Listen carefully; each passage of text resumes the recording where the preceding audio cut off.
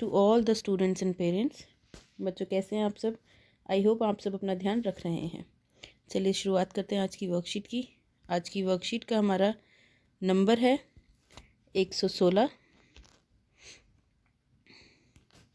आज डेट है 24 नवंबर। आज की हमारी वर्कशीट आई है मैथ्स की और आज का जो हमारा लर्निंग आउटकम है वो है to find angles around us and classify them as right, acute and obtuse angle.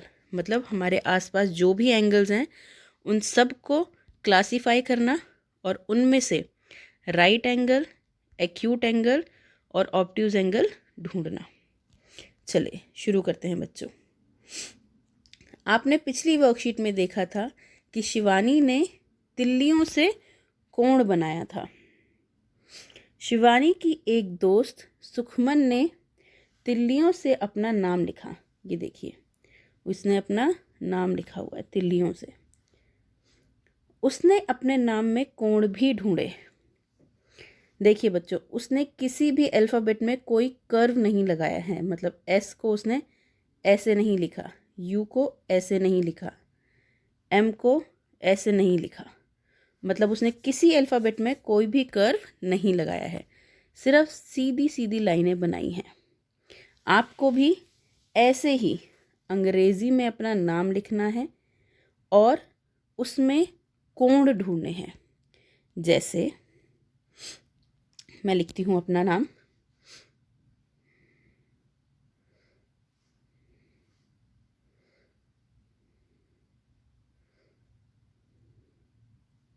ये देखिए, इसमें आपको यहाँ पे कोई कर्व, कोई घुमाव नहीं दिखेगा। अब आपको ढूंढने हैं इसके अंदर एंगल। चलिए ढूंढते हैं एंगल। एक एंगल यहाँ, फिर यहाँ, फिर यहाँ, फिर यहाँ, यहाँ, यहाँ, यहाँ, यहाँ, एक एंगल यहाँ, फिर यहाँ। इसी तरीके से आपको हर अल्फ़ाबेट में एंगल ढूंढने हैं। बच्चों आप ये भी लिख सकते हैं कौन सा एंगल राइट एंगल है, कौन सा एक्यूट एंगल है, कौन सा ऑब्ट्यूज एंगल है। चलिए अगला, क्या आप जानते हैं जब तिल्लियाँ अंग्रेज़ी के अक्षर एल की तरह खुलती हैं तो वे समकोण बनाती हैं। क्या बनाती हैं? समकोण, मतलब राइट एंगल। जब वो इस तरह खुलती हैं तो राइट एंगल बनाती हैं। अब हम इसे किसी भी तरह बना सकते हैं। हम इसे बना सकते हैं, एक मिनट बच्चों, देखिए हम चाहें तो ऐसे भी बना सकते हैं, ऐसे भी बना सकते हैं, ऐसे भी बना सकते हैं और चाहें तो ऐसे भी बना सकते हैं। ठीक है, जब इस तरीके का हमें चित्र मिलेगा, जब इस तरीके से हमारी तिल्लियां लगेंगी तो ये कौन सा एंगल कहलाता है? तो ये कहलाता है समकोण या राइट एंगल। ठीक है बच्चों, चलिए अब बात करते हैं प्रश्न नंबर 2 के बारे में। चित्रों में कोण दिखाया गया है। ये देखिए, आपको इस तरफ बहुत सारे चित्र दिखेंगे। इन चित्रों में उन्होंने कोण बनाए हुए हैं। हमें अंदाज़ा लगाना है कि कोण का माप क्या होगा। क्या वो समकोण होगा, मतलब कि क्या वो 90 डिग्री होगा? समकोण से छोटा होगा, मतलब 90 डिग्री से कम होगा, या वो समकोण से बड़ा होगा, मतलब 90 डिग्री से ज़्यादा होगा। ठीक है बच्चों, अब देखिए समकोण जैसा कि हमें पता है, इस तरह हमारा समकोण बनता है। जो 90 डिग्री से कम होगा वो इस तरह बनेगा, जो 90 डिग्री से ज़्यादा होगा वो इस तरह बनेगा।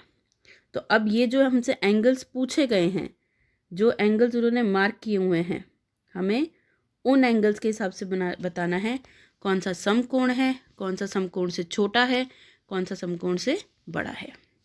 चलिए देखते हैं।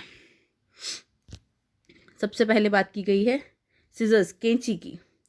तो ये कैसा है, ये देखिए, इसकी बात की गई है, ये समकोण से छोटा है।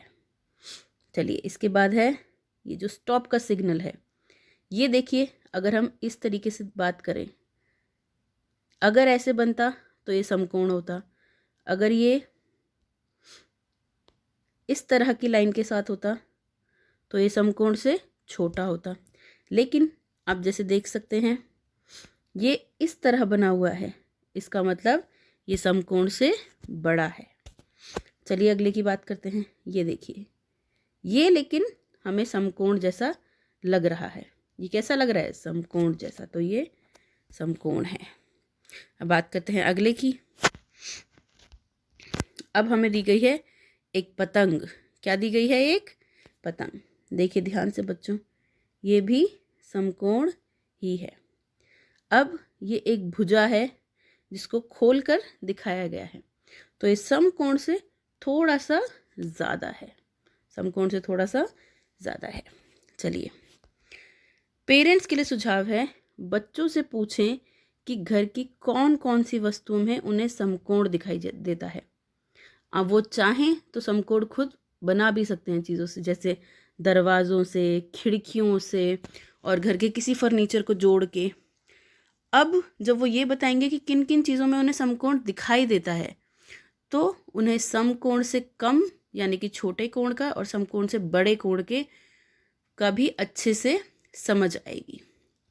चलिए बच्चों, आज का हमारा जो कोविड-19 के विरुद्ध उचित व्यवहार है वो है कि हमें हमेशा मास्क पहने रहना है। जब भी हम कहीं बाहर जाएं, हमेशा हमें किसका प्रयोग करना है, मास्क का। धन्यवाद बच्चों, अपना ध्यान रखिए। Thank you.